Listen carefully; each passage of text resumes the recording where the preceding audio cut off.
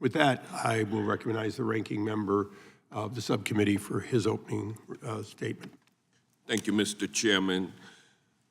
Workers across the country are getting sick and dying of an entirely preventable disease. This disease is called silicosis, and it happens when silica dust and other toxic materials are inhaled into the lungs over and over again. Toxic particles are trapped deep inside workers' lungs, leaving them struggling to breathe. Silicosis has no cure, and it's a death sentence. Many of us from Georgia hear silicosis, and we think of the men and women who worked in the mines their whole life. But this silicosis epidemic is caused by working with a material called artificial stone, in other words, fake stone, and it makes workers sick faster and younger. Doctors are seeing patients in their 20s and 30s, men with families and young children, so sick that they require double lung transplants, so sick that they can no longer work and no longer provide for their families, so sick that they slowly and painfully suffocate to death. Fake stone produces dangerous toxins when it's cut, and there's no way to use a fake stone slab without cutting into it. So artificial stone or fake stone has a higher concentration of silica, and the particles it produces are smaller, which can evade safety standards on the books for handling products like silica.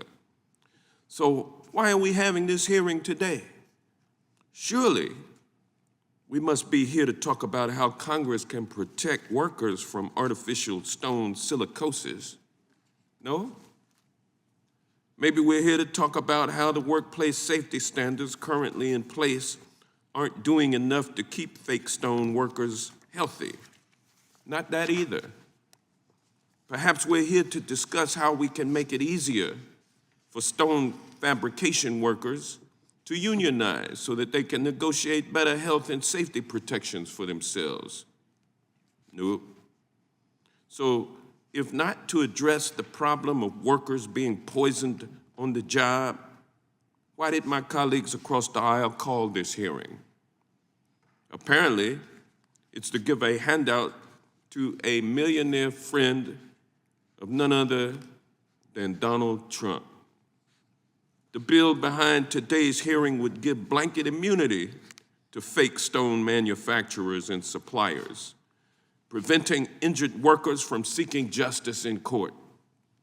It would dismiss the hundreds of cases pending against these manufacturers, and Congress would make a multi-millionaire CEO, make that millionaire CEO's problems go away just like that, while the workers who cut, grind, polish, and install this dangerous product struggle to make ends meet.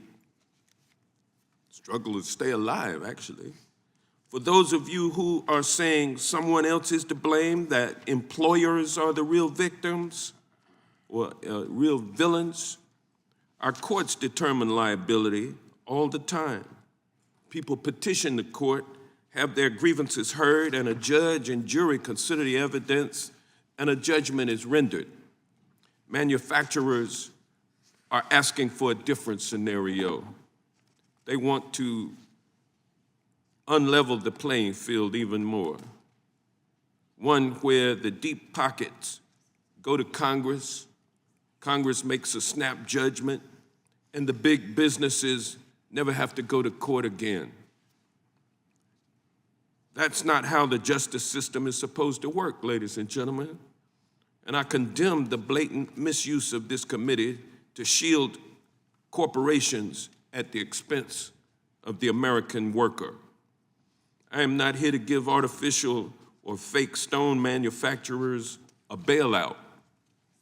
I'm here today for Mitchell Boulware, a Georgia resident who's owned and worked at a stone fabrication shop for over 2 decades. Mitch and his son Jacob, who started working in the shop as a teenager, have both been diagnosed with silicosis. Because of shortness of breath and constant fatigue, Mitch is no longer able to work. Workers like Mitch and Jacob have every right to go to court and ask for justice from those who caused them harm. And it is unconscionable to propose that we take that right away from them. So thank you, Mr. Chairman, for calling this hearing, not because I support this bill, but because this hearing has provided the opportunity to tell the stories of workers like Mitch and Jacob, workers who deserve our attention and our respect, and they are dying. And they deserve the opportunity, like everybody else working in this country, to bring their case to court. And with that, I yield back.